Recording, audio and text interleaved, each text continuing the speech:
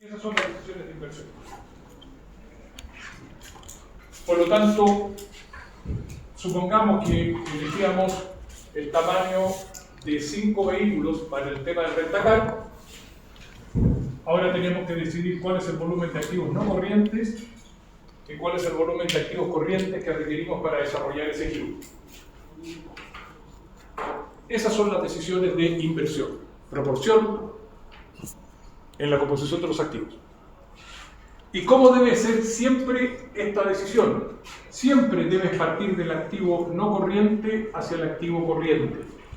O sea, lo que define primero una compañía es su inversión en activos no corrientes, en activos fijos. Piensen en cualquier rubro, en cualquier negocio. ¿Qué es lo primero que ustedes tienen que definir? ¿Cuál es la capacidad instalada? Después el activo corriente que necesitan para que esa capacidad instalada funcione. Si esto es un negocio agrícola, yo digo decir, ok, voy a explotar 20 hectáreas de limones. Y tengo que ver la maquinaria, el sistema de riego, que voy a utilizar para explotar esas 20 hectáreas. Recién después pienso cuánto es la cuenta por cobrar que voy a tener, cuáles son los inventarios que voy a tener, cuál es el efectivo que necesito, que son los activos corrientes. ¿Me siguen? Por lo tanto, siempre la relación es activo no corriente hacia activo corriente, nunca al revés. Nunca debiéramos partir pensando en cuánto necesitamos de activo corriente y después ver el activo no corriente, porque el proceso es inverso. El activo no corriente es el que se define primero, particularmente dentro de eso el activo fijo, y es el principal activo en la definición de la capacidad instalada. Después, el efectivo. ¿Ok? Dicho eso, ¿qué define la composición de los activos? Esto no es una decisión exclusiva del gestor financiero de una empresa, depende del rubro. Ojo, no es que el gestor financiero de una empresa defina qué porcentaje de los activos son no corrientes y qué porcentaje de los activos son corrientes. Va a estar absolutamente ligado al rubro que tú estés desarrollando. Si nosotros pensamos, por ejemplo, en una empresa minera, en primer término, lo más factible es que tengamos activo corriente muy pequeño y activo no corriente muy significativo. Porque es característico ese rubro. Altas inversiones en activos fijos específicamente. Muy baja inversión en activo corriente. Pero si tú estás hablando de un supermercado, de cadena de supermercados, por ejemplo, la composición puede ser más equilibrada. Activo corriente, activo no corriente. Porque ahí necesitas inventarios y además, salvo excepciones, las cadenas de supermercados te dan crédito propio. Tienen tarjetas propias, por lo tanto te financian las compras. Luego tienen cuentas por cobrar significativas. Entonces, si yo fuese gerente financiero de un supermercado y me ofrecen trabajo en una minera, no puedo hallar en mente la estructura del supermercado de la minera porque la liquido. A eso me refiero. ¿Hay influencia del gestor financiero en la composición de los activos, en las decisiones de inversión? Sí, pero es mínima. Lo que determina eso es esencialmente el rubro. ¿Se entiende?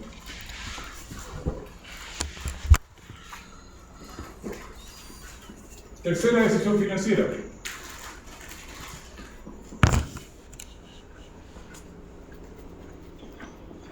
Decisiones de inversión. Perdón. Decisiones de financiamiento.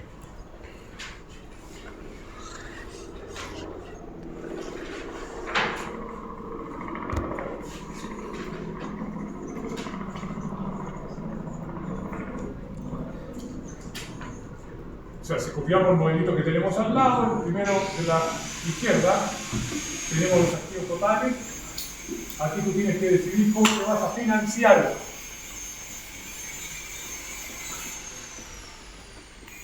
¿Cuál va a ser el financiamiento que la empresa va a tener?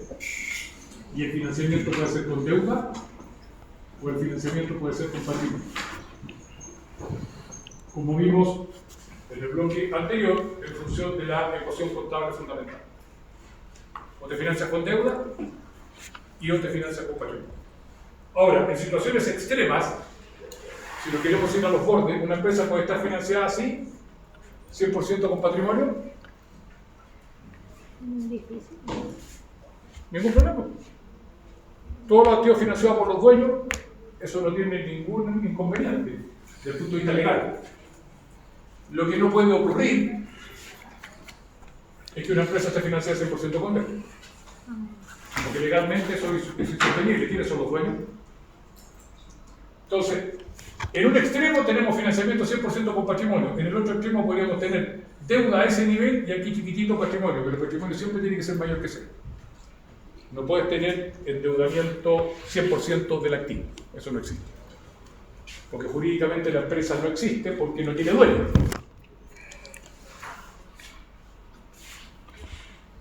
Ok, ¿qué conviene? Financiarnos con patrimonio o con deuda. Antes de que lucubremos sobre esa decisión, vamos a plantear cuáles son los factores que nosotros deberíamos tomar en cuenta para tomar esa decisión. Y los factores son el costo y la exigibilidad.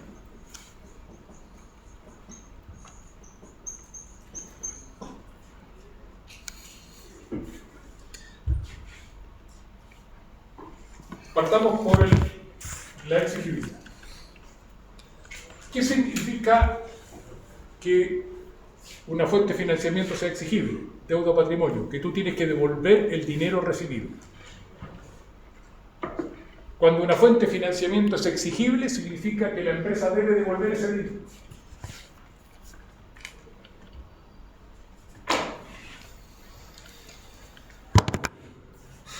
¿La deuda es exigible? Sí. Siempre. O sea, si ustedes encuentran a alguien que les preste plata y que les diga que no hay plazo para devolverlo, llámenme al tiro. Lo he buscado como 50 años, nunca he encontrado a nadie en esas condiciones. La deuda siempre te va a decir, ok, 5 años, 10 años, 20 años, 40 años, 3 meses, te va a poner un plazo para que la devuelvas. La deuda es siempre exigible. El patrimonio no. Cuando ustedes forman una sociedad, si todavía no lo han hecho, lo van a hacer algún día, me imagino, ustedes aportan capital, pero en ninguna parte de la escritura les dice cuándo la empresa les tiene que devolver el capital. Ustedes saben cuándo lo aportan, pero la empresa no está obligada a devolverse. Por lo tanto, el capital es no exigible. El patrimonio en general es no exigible. Capital no utilidad de deuda. ¿Qué conviene para la empresa?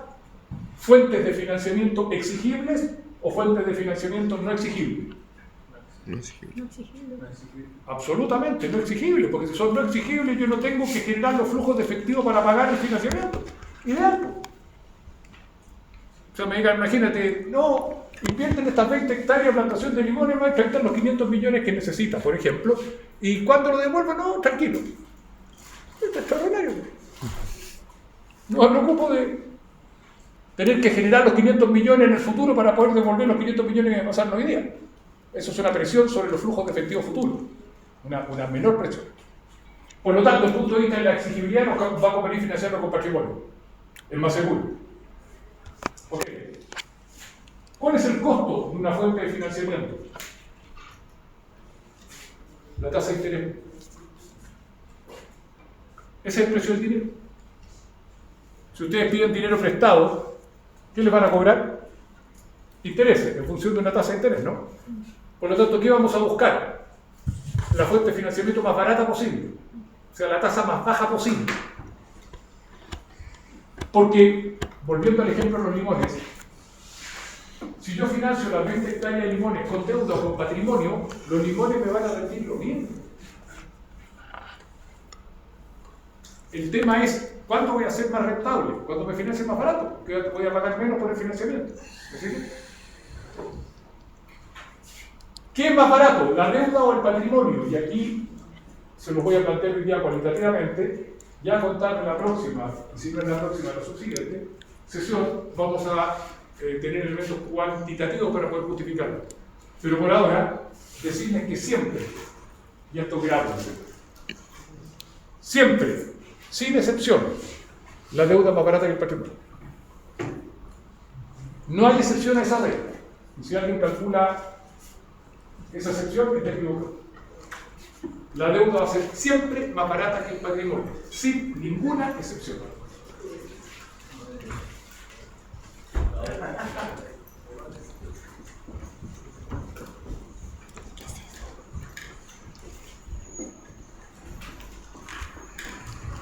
¿Por qué la deuda es más barata que el patrimonio?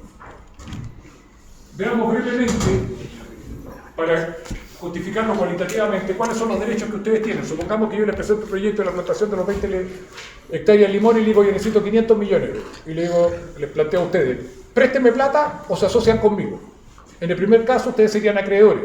En el segundo caso, serían socios y aportarían patrimonio, ¿no? Ok. ¿Qué derechos tienen si ustedes me prestan los 500 millones? ¿El de la comisión? ¿Ah? ¿El de la comisión? ¿No? No te entendí bien. ¿Cómo se llama ese? Dale. ¿El pago de intereses? Sí. Eso. Primero, pago de interés. O sea, ustedes como acreedores a recibir intereses, ¿no? A recibir el pago de interés. Si ustedes me prestan, por ejemplo, esos 500 millones al 10% anual todos los años, yo voy a pagarle 50 millones. Y podré quejarme, oye, es que no han andado bien. Me tienen que pagar los 50 millones porque eso es, o sea, les tengo que pagar los 50 millones porque eso, la deuda exige el pago de intereses. Segundo, devolución del dinero prestado. Como decíamos recién, ustedes van a tener un plazo en el cual yo les tengo que devolver el dinero. Ustedes me dicen 500 millones, sí, pero ¿a qué plazo? Ustedes me dicen, mira, 5 años, 8 años, 4 años, que sea. Pero hay un plazo. Tercero, ustedes van a tener derechos preferentes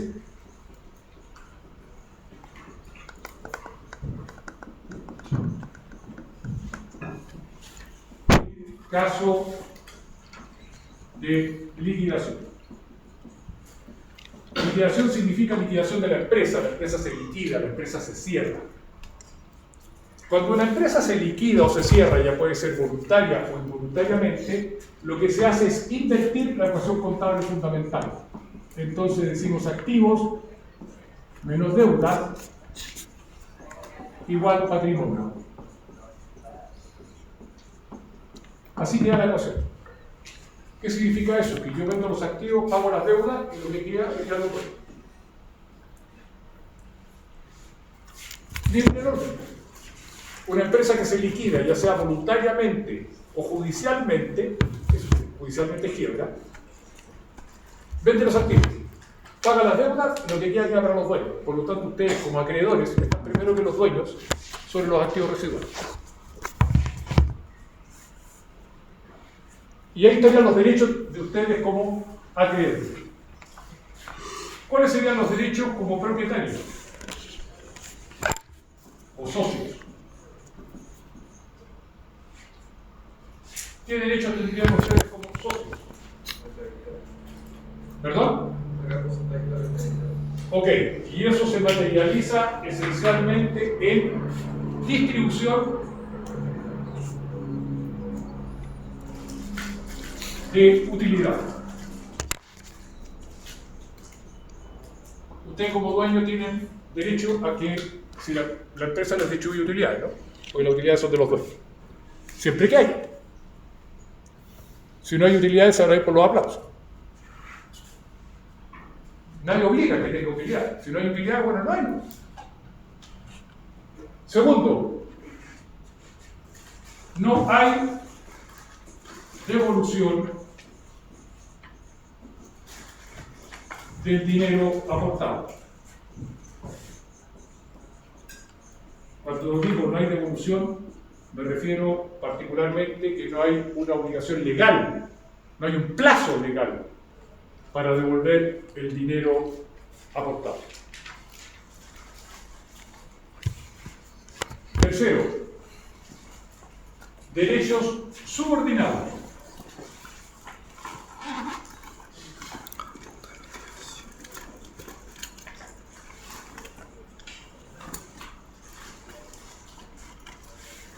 En caso de liquidación.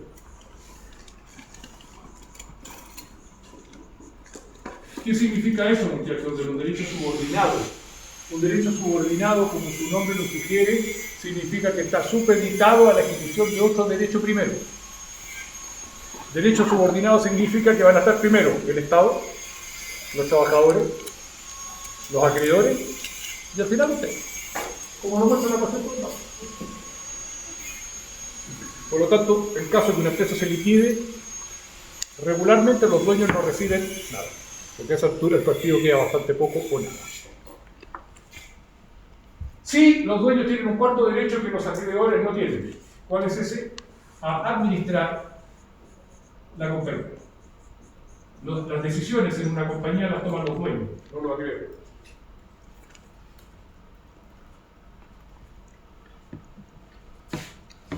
Ok, con esos factores cualitativos levantados. Y volviendo a la pregunta, si ustedes tuvieran que financiar unos 500 millones para el proyecto de los limones, ¿en cuál de los dos casos me cobrarían una tasa más alta? Si ustedes me prestan plata o si ustedes se asocian conmigo. ¿Cuál de las dos opciones tiene más riesgo para ustedes? Asociarse. Asociarse, ¿no? Ya, por eso que el patrimonio es más caro que la deuda. Porque si ustedes me prestan al 10, cuando se asocian conmigo no me van a exigir un 10. Me van a exigir más de un 10 porque tiene más riesgo. Por eso siempre, sin excepción, siempre el patrimonio es más caro que la deuda.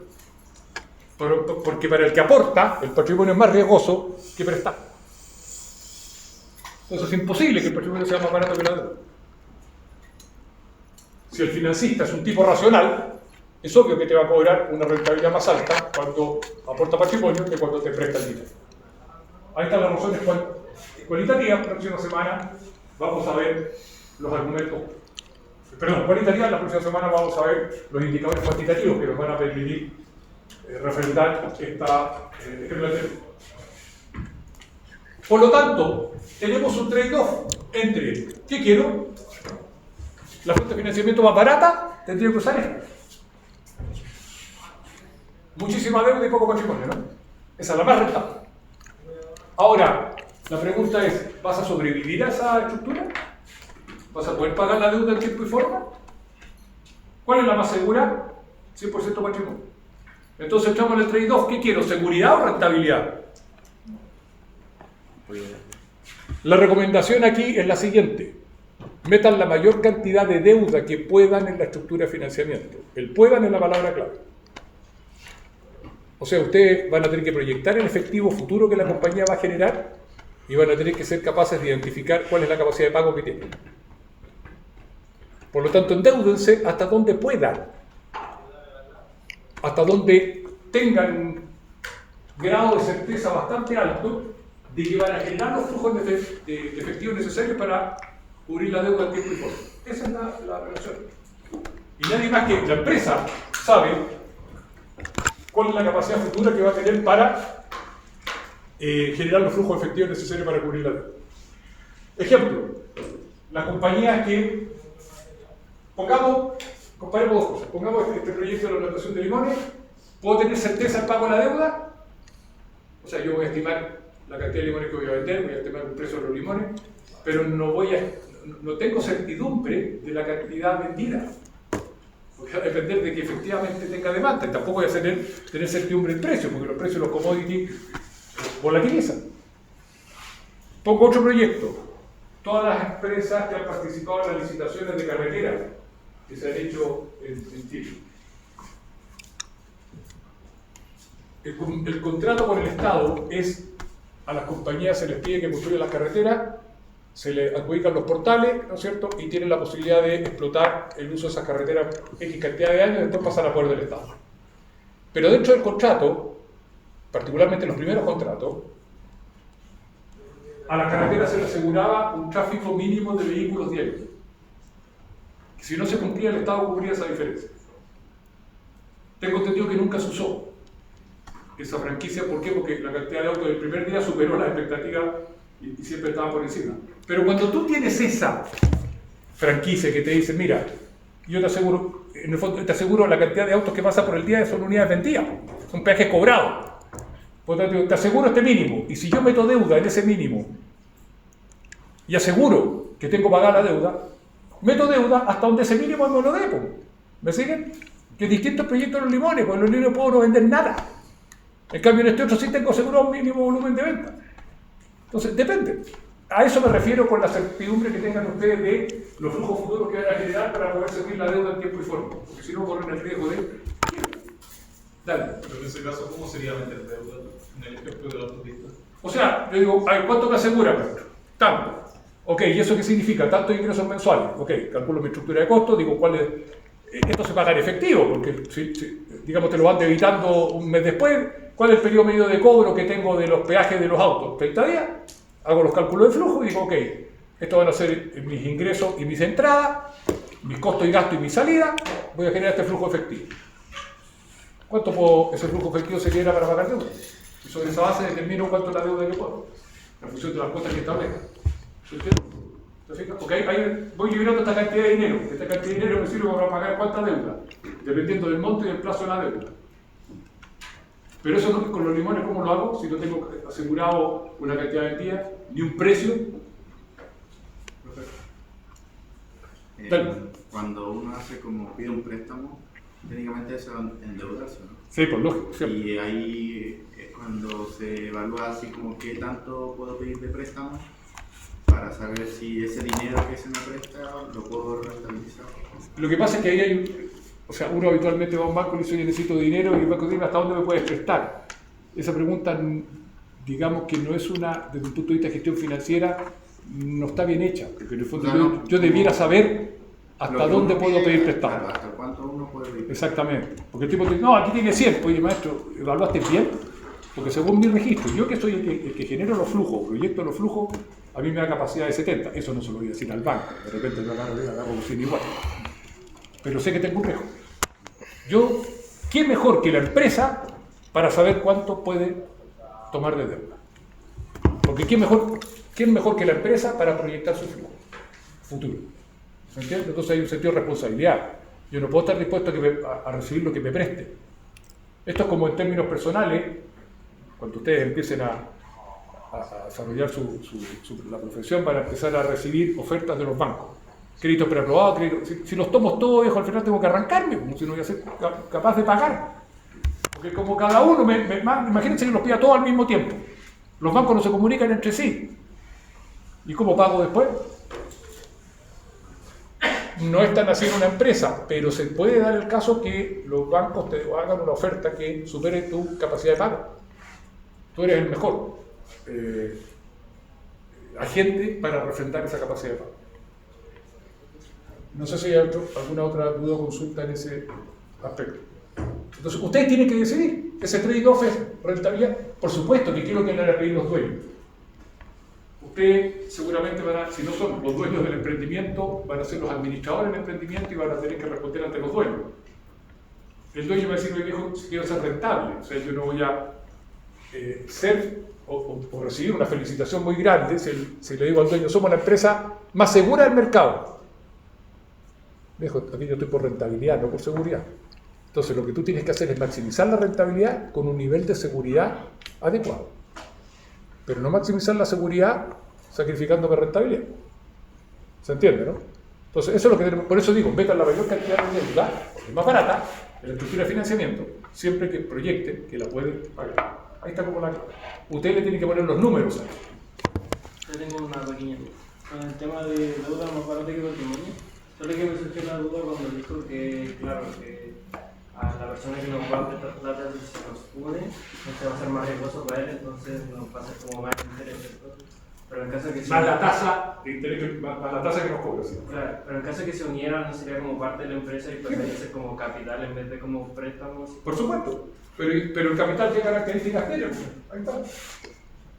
No se devuelve, no sabe si va a recibir utilidades o no, en caso de quiebra hasta el final de la lista. Prefiero prestar plata, es más seguro que aportar capital. Ahora, si a la empresa le va bien, por supuesto, la distribución de utilidades es fantástica, no voy a utilizar para retirar, pero eso sí le va bien, pues ¿quién te asegura que le va a ir bien? En cambio, la deuda en eso, independiente te vaya bien o te vaya mal, yo tengo que cumplir con la deuda, porque si no el tipo me demanda, me liquida liquida la empresa. ¿Se entiende? Por eso que es más seguro para una empresa financiarse con patrimonio. Pero más caro la deuda. Dale. Profe, con todo lo que ha mencionado, ¿Ah? con todo lo que hablamos antes de esta pregunta, hay como un número específico que sea un número seguro sin dejar el trade-off con... Lo vamos a ver en el desarrollo del curso, o sea, hay indicadores. Hay un indicador que te va a mostrar cuál es el nivel de deuda que tú tienes y hay otro indicador que te va a mostrar tu capacidad de pago de la deuda. Lo vamos a ver. Deberíamos verlo en la próxima clase. Por lo menos el de capacidad de pago. Porque el de capacidad de pago te va a mostrar cuál es la cantidad de efectivo que tú generas incorporando dentro de tus desembolsos el pago de la deuda. Entonces, mientras eso sea positivo, puedes seguir metiendo deuda dentro de la estructura. Entiendo. Y mi pregunta iba a poner, ¿existe algún número específico? O sea, ese indicador que tú calcules, y me estoy adelantando lo que vamos a ver en la próxima clase, tiene que ser mayor que 1. Ya vas a ver por qué. Ese es mi punto corto. Mientras más alto sea, más capacidad de meter deuda tengo en la estructura. Pero no hay, si tú me dices, ¿cuál es la estructura de financiamiento óptimo? 70% de los activos con deuda, 90% de los activos con deuda, o 20% de los activos con deuda. No, ahí sí que no hay. Eso sí que no hay. Porque el financiamiento... Y aquí, a propósito de tu pregunta, nosotros decíamos, las decisiones de inversión, las empresas están determinadas por el rubro, ¿no? En la de financiamiento no. Porque el financiamiento es el riesgo que quieren tomar los dueños o los administradores. Entonces tú puedes encontrar un supermercado final. A ver, empresas chilenas. Diferentes, están en rubros distintos, pero pongo dos casos. Cencosud. Cencosud es una empresa que tiene un altísimo financiamiento con deuda. Altísimo. Evidentemente lo puede pagar porque si no estaría colapsado. Tienes otra compañía, Sonda, intensivamente financiada con patrimonio. Ni bueno ni malo. Son posiciones frente al riesgo diferentes. Evidentemente los números de rentabilidad que puede tener uno deben superar a la otra. Claro, seguramente la rentabilidad del patrimonio de Cencosud es mayor que el de Sonda, lógico, porque está financiado con deuda. Pero Cencosud está mucho más expuesta a crisis. Piensen ustedes en el advenimiento de la pandemia, con el advenimiento de la pandemia, ¿cuáles fueron el rubro más perjudicado? Todo lo asociado al sector turismo, y dentro del sector turismo las líneas aéreas. De las primeras que partió a decir, señores, no puedo pagar, fue LAN. Creo que la pandemia se declaró el día 1, el día 2 LAN estaba sentado en el tribunal en Estados Unidos. ¿Y por qué lo hizo en Estados Unidos y en Chile? Porque todavía la ley en Estados Unidos protegía, más que la ley de quiebra en Chile. Y otras líneas aéreas desaparecieron, porque no pudieron enfrentar, sobre todo si tenías deuda en la estructura. Cuando viene una crisis económica y por lo tanto viene un decaimiento en el nivel de circulante en la economía, caen las ventas, quedan mucho más expuestas a quiebra las empresas que están altamente endeudadas. Pero cuando la economía anda bien, las empresas altamente endeudadas son las que más ganan respecto a las que están más financiadas con patrimonio. Repito, trade. Y la última decisión financiera, que lo vamos a colocar en color azul, de hecho lo puse en color azul en el bloque anterior, es distribución de utilidades. Ya voy a explicar por qué la pongo en tono azul. La utilidad después de impuesto, sí, la que una compañía genera en un periodo, la pueden retener o la pueden distribuir. Me estoy colocando en los bordes, ¿no? Si una empresa genera utilidad, los dueños son los dueños los que deciden. ¿Retenemos o distribuimos?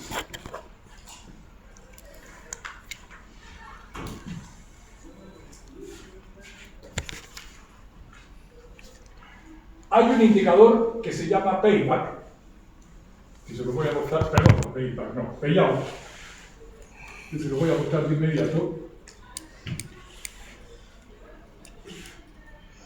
que nos muestra esa relación.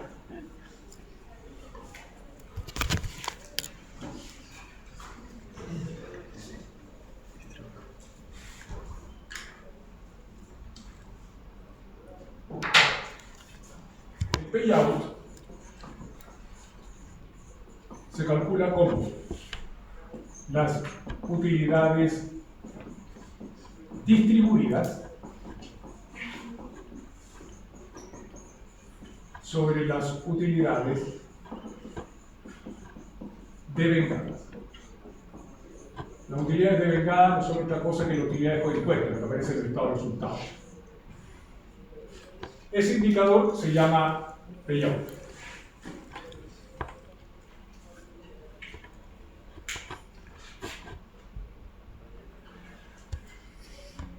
¿Entre qué rangos se puede mover el payout?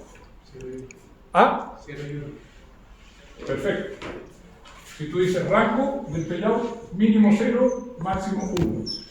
Tú puedes distribuir el 100% de la utilidad o no distribuir nada, y en el medio, todas las alternativas posibles. Cuando tú tienes un payout 0, payout igual 0, tienes una política conservadora. Una política de distribución de utilidades conservadora. Cuando tú tienes un payout 1 o cercano a 1, tienes una política agresiva.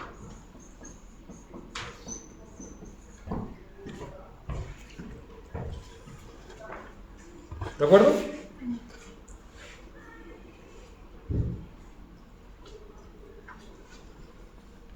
Voy a hablar de las ventajas de cada una, porque la ventaja de una es la desventaja del otro. ¿Cuál es la ventaja de la política agresiva? ¿Por qué es bueno que una empresa distribuya utilidades? Porque mientras ustedes sean dueños, muchachos, de una empresa, accionistas de una sociedad anónima o socios de una sociedad de responsabilidad limitada, lo único que van a recibir mientras sean socios en términos de efectivo son distribución de utilidades. No van a recibir nada más. Ustedes, ¿qué van a recibir? Si tienen acciones de Colbún, si tienen acciones de CMPC, o si participan en sociedad, no sé, el Trébol Limitada, ¿qué reciben? Distribución de utilidades, pues, nada más. Por lo tanto, sobre todo para los socios minoritarios, no para los controladores, pero específicamente para los minoritarios, la distribución de utilidades es clave. Por lo tanto, las empresas que tienen política agresiva tienden a ser más valoradas en el mercado. Piensen en la sociedad anónima abierta. Las compañías que tienen distribución de utilidades, política de distribución de utilidades agresiva, payout cercano a 1, sus acciones suben más, se valorizan más porque son más apetecidas, porque son más atractivas para los inversionistas. ¿Cuál es la ventaja de una política conservadora? Que hay mayor utilidad para la empresa. ¿Ah? Mayor utilidad para la reinversión de la empresa. Ok, pero eso significa que en el fondo usas para financiarte la fuente de financiamiento más accesible que tienes. Esa es la ventaja de un payout 0.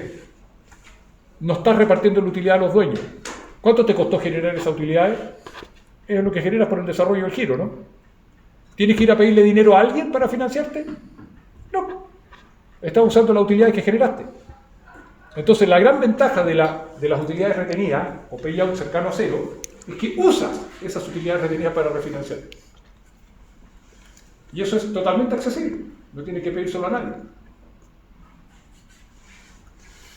Por lo tanto, esas son las dos opciones en términos estratégicos. Ahora, ¿por qué yo lo pongo en color azul? Porque para mí la relación de distribución de utilidades está asociada a las decisiones de financiamiento. Fíjense en lo siguiente, si ustedes tienen una empresa, estos son los activos, financiada 100% con patrimonio, ¿cuál debería ser la política de distribución de utilidades? ¿Cuál debería ser el payout? Si se financia el 100% con patrimonio, ¿cuál debería ser el payout? Cero. Porque no pueden distribuir utilidades si se financian con patrimonio. ¿Cómo van a financiar los crecimientos futuros si no piden plata prestada? Tienen que usar las utilidades para financiarse. Luego, empresas que tienen un alto financiamiento con patrimonio tienen un payout bajísimo. Porque necesitan las utilidades para financiarse. Porque por definición están renunciando a la deuda. Lo están financiando con patrimonio. Posición contraria. Si el financiamiento fuera deuda en forma agresiva y patrimonio chiquitito aquí, ¿cuál debería ser mi política de distribución de utilidades? Absolutamente agresiva. No necesito las utilidades para financiarme. ¿Para qué retengo? Distribuyo.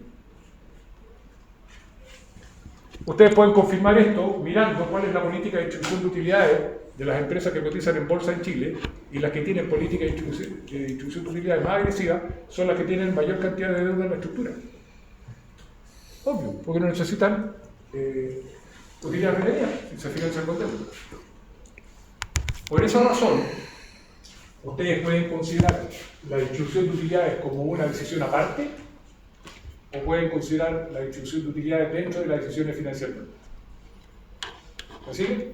Hay textos, la gran mayoría de los textos las pone aparte.